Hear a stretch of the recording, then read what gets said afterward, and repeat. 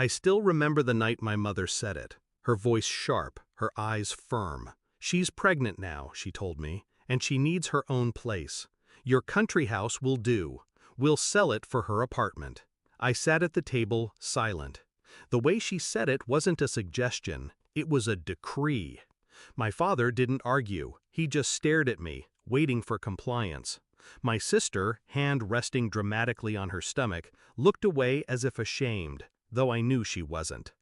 That house wasn't just wood and walls, it was mine, my only inheritance from my grandfather, the one man who'd ever seen me, the one man who hadn't treated me as disposable. And they wanted to trade it for her? At first, I tried to tell myself it was just talk, but the whispers grew. Calls with realtors, papers on the counter, my mother's hushed excitement. And one night, I caught my father measuring the living room, running his hand along the walls like he already owned the place. That was when the truth sank in. They weren't asking, they were taking. The betrayal burned, but I didn't lash out. No screaming, no pleading. I had learned long ago that emotions fed them power. Instead, I grew quiet, calculating. I started digging through old records, ownership papers, deeds, every dusty file my grandfather had left me.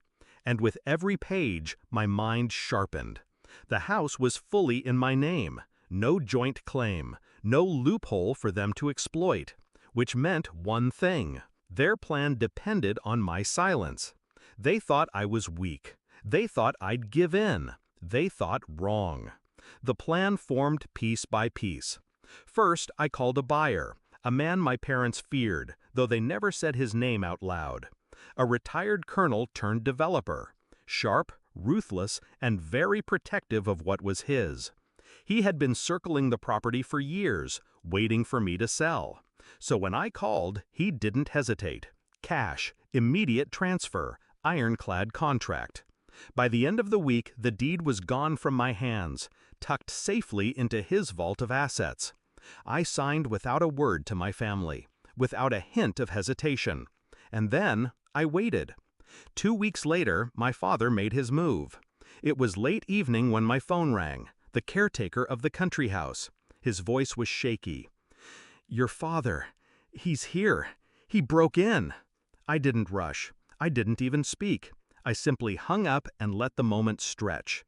Minutes later, another call, this time from the colonel's man. Cold, calm. "We've got him." By the time I arrived, the scene was already painted. My father stood in the living room of what he thought was still mine, his face red, veins bulging, caught like a thief. And across from him, the colonel himself, impeccably dressed, hands folded behind his back, eyes locked on my father with the quiet fury of a man whose territory had been violated. The silence was suffocating. Finally, the colonel spoke. "This house isn't your son's anymore." His voice was low, steady. "It's mine. You broke into my property." My father's face drained of color. That was when I stepped inside.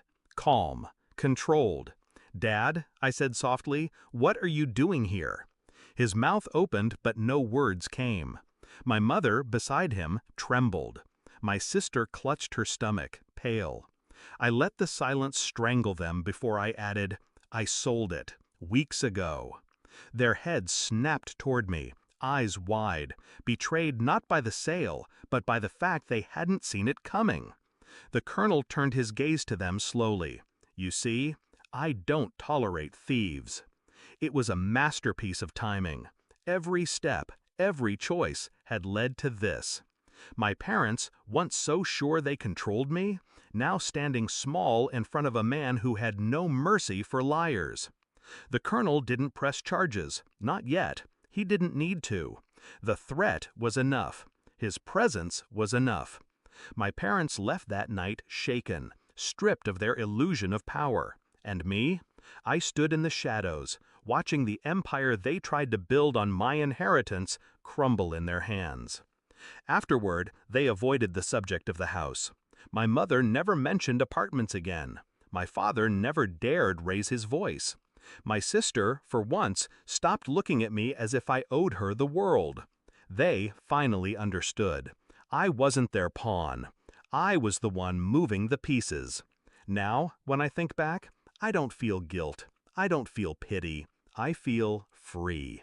Because sometimes revenge isn't loud. It isn't violent. It's silent, calculated, precise. And the sweetest part isn't watching them fall.